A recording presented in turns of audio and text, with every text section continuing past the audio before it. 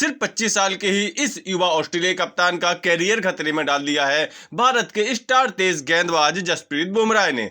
जी हां, आप सोच रहे होंगे कि भाई इस समय बॉर्डर गावस्कर ट्रॉफी चल रही है, वहां पर तो ऑस्ट्रेलिया की कप्तानी कर रहे हैं पैट कमिंस और वो बहुत अच्छी फॉर्म में भी हैं। इस समय वो बॉर्डर गावस्कर ट्रॉफी में सबसे ज्यादा विकेट टेकर गेंदबाज बने हुए हैं। तो फिर ऑस्ट्रेलिया का आखिर वो कौन सा कप्तान है जिसका कैरियर ही खराब कर दिया है जसप्रीत बुमराह ने? तो मैं बात कर रहा हूं नेथन मैक्सवेनी की, जो कि इस समय बॉर्डर गावस्कर ट्रॉफी में ऑस्ट्रेलिया की तरफ से ओपनिंग कर रहे हैं। शुरुआत के तीनों मैचों में नेथन मैक्सवेनी को ऑस्ट्रेलिया के लिए ओपनिंग करने का मौका मिला था। आपको बता दें कि डेविड वार्नर के संन्यास लेने के बाद से ऑस्ट्रेलिया के लिए ओपन करने का मौका उस्मान ख्वाजा के साथ स्टीव स्मिथ को दिया गया था, लेकिन इस सीरीज में स्टीव स्मिथ निचले क्रम पर आ रहे हैं, जबकि इस बार ओपनिंग करने का मौका युवा नेथन मैक्सवेनी को दिया गया था। लेकिन उनका दुर्भाग्य कहिए कि सामने जसप्रीत बुमराह स्ट्राइक गेंदबाज के रूप में खेल रहे थे और उन्होंने इस पूरी सीरीज में नेथन मैक्सवेनी के कैरियर को शुरू होने से पहले ही खराब कर दिया है। दरअसल नेथन मैक्सवेनी ऑस्ट्रेलिया के एक उभरते हुए प्रतिभावान बल्लेबाज हैं। वो साउथ ऑस्ट्रेलिया के लिए कप्तानी करते हैं और लगातार अच्छा परफॉर्मेंस दे रहे थे।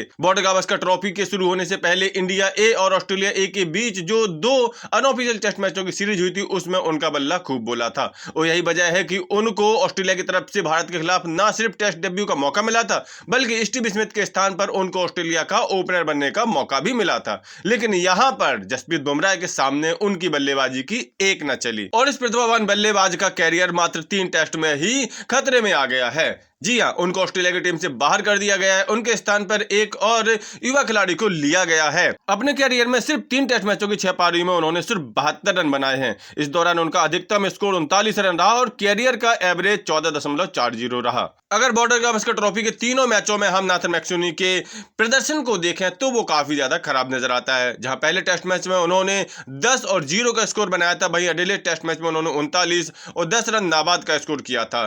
तीसरे ब्रिस्बेन टेस्ट में उनके बल्ले से सिर्फ 9 और 4 रन निकले थे। कुल मिलाकर के वो 6 पारियों में से 5 पारी में आउट हुए और इन 5 पारियों में से 4 बार उनको शिकार किया भारत के जसप्रीत बुमराह ने। यानी कि जसप्रीत बुमराह के सामने आते ही नेथन मैक्सवेनी बल्लेबाजी करना भूल जाते हैं। उनके बल्ले से इस पूरी सीरीज में एक भी उल्लेखनीय पारी नहीं आ सकी और यही वजह है कि अब नेथन मैक्सवेनी को 3 टेस्ट मैच बाद बाहर निकाल दिया गया है। टीम से बाहर किए जाने पर नेथन मैक्सवेनी भी काफी दुखी है। उन्होंने कहा, दुखी हूं, मेरा सपना सच हो गया और फिर जिस तरह से मैं चाहता था वह काम नहीं कर पाया, लेकिन यह सब खेल का हिस्सा है। इसलिए मैं नेट्स में कड़ी मेहनत करूंगा और उम्मीद है कि अपने अगले अवसर के लिए तैयार रहूंगा। मुझे लगता है कि यह वह खेल है जिसमें हम हैं। यदि आप अवसर नहीं लेते हैं और आप उतना अच्छा प्रदर्शन नहीं कर रहे हैं जितना आप चाहते हैं, तो आपकी स्थिति कभी भी सुरक्षित नहीं होती है। मैं बल्ले से 1-2 बार चूक गया और दुर्भाग्य से मौका नहीं ले पाया। कुल मिलाकर के नेथन मैक्सवेनी को अब टीम से बाहर कर दिया गया और उनके स्थान पर 19 साल के सैम कॉन्स्टास को टीम में लिया गया है। सैम कॉन्स्टास भी ऑस्ट्रेलिया के एक युवा और प्रतिभावान बल्लेबाज हैं, जिन्होंने ऑस्ट्रेलियाई प्लेइंग 11 का हिस्सा रहते हुए भारत के खिलाफ 57 गेंदों में शानदार 107 रनों की शतकीय पारी खेली थी और यही वजह है कि इनको भी शायद चौथे टेस्ट मैच में अब ऑस्ट्रेलिया की तरफ से डेब्यू करने का मौका मिल सकता है। इसके अलावा भी ऑस्ट्रेलिया टीम में चौथे टेस्ट मैच से पहले काफी परिवर्तन हो रहे हैं। मिचेल मार्श और हेजलवुड को बाहर कर दिया गया है, जबकि रिचर्डसन की 2-3 साल बाद टेस्ट टीम में वापसी हो रही है।